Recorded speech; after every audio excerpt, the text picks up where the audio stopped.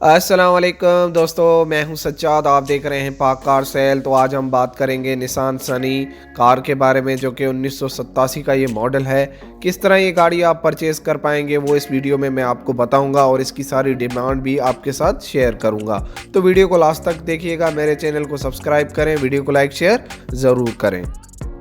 दोस्तों, अगर आपको किसी भी किस्म की गाड़ी चाहिए हो या फिर लेना चाहते हैं आप, तो वो आप मुझे लिमिट बता दें, या फिर कोई मॉडल जो आपको चाहिए हो वो भी मुझे कमेंट्स में लाजमी बताएं, तो उस पर मैं वीडियो बनाकर आपके साथ ज़रूर शेयर करूंगा।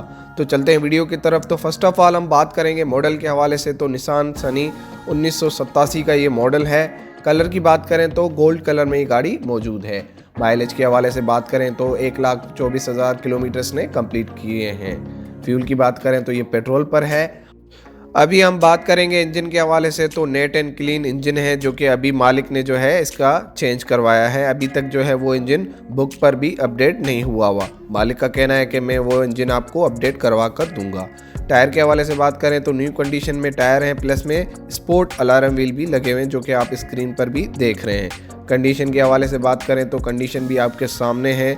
बिल्कुल ज़बरदस्त नेट एंड क्लीन कंडीशन है। अंदरूनी भी कंडीशन ओके है और बाहर की कंडीशन आपके सामने है, और bumper to bumper okay condition में है।